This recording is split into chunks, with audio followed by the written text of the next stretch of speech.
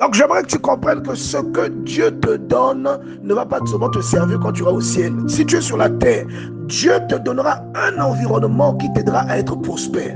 Dieu te donne la Bible pour préparer ton âme. Mais cette Bible va te servir aussi à vivre correctement dans ce monde. Elle va te servir comme le code Rousseau. Elle va te servir à savoir orienter, même savoir gérer tes ressources, afin d'aider les croyants, les personnes qui viennent dans l'église et qui attendent que tout vienne de Dieu.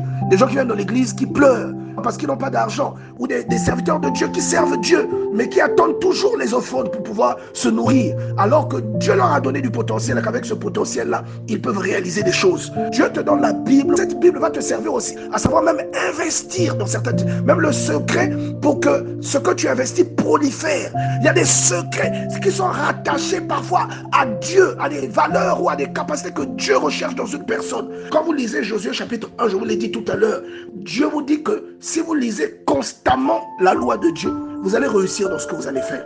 Il ne dit pas que vous allez réussir sans rien faire. Il dit que vous allez réussir dans ce que vous allez faire. Même lorsque tu vois la terre telle qu'elle est conçue, il est impossible normalement que quelqu'un meure de faim sur la terre. Ce n'est pas possible.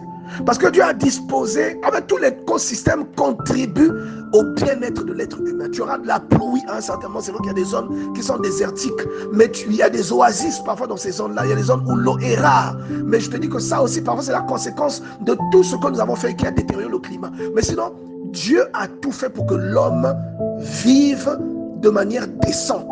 C'est-à-dire chez toi, tu auras un bout de terre qui sera arable. Un bout de terre où tu peux planter quelque chose. Si tu ne manges pas cette chose, tu peux vendre cette denrée que tu as plantée. Vous pouvez planter de l'oseille chez vous, vous pouvez planter du saka chez vous. Et vous pouvez vous en servir pour vous nourrir, ou encore vous pouvez en faire un commerce. Vous pouvez planter du ciboule, vous pouvez planter une multitude de choses que Dieu a déposées, de sorte que vous n'avez pas forcément besoin de demeurer dans un emploi 4 murs, un bureau. Il y a des gens qui perdent leurs emplois. Avec ce que vous entreprenez, l'intelligence que Dieu dépose en vous, tu peux survenir et réaliser des grandes choses parce que Dieu t'a donné une ressource qui est extraordinaire, qu'on appelle le sol ou la terre. Il suffit de planter quelque chose. Est-ce que tu plantes le germe?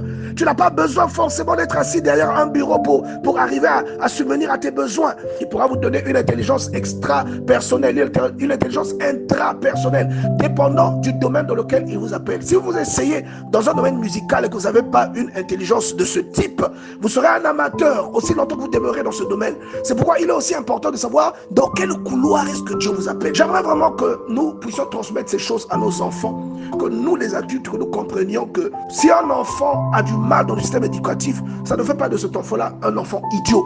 Parce que tout dépend du domaine dans lequel cet enfant a été loti. Il y a des personnes qui ne sont pas arrivées loin dans les études, mais qui sont des artistes extraordinaires. Il y a une jeune fille, Akiel Kamakrit, qui fait des tableaux qui se vendent à des millions de dollars. Elle appelle le premier tableau, je crois qu'elle était âgée de 5 ans. Donc, ne sous-estimez jamais la richesse du potentiel que Dieu a déposé dans un être humain. Vous aurez perdu du temps, vous n'avez pas développé ce que Dieu avait mis en vous, et vous allez être inapte parfois à appliquer ce que vous avez étudié à l'école. Je prie pour que Dieu ouvre l'intelligence de quelqu'un, que Dieu réveille quelqu'un ce matin.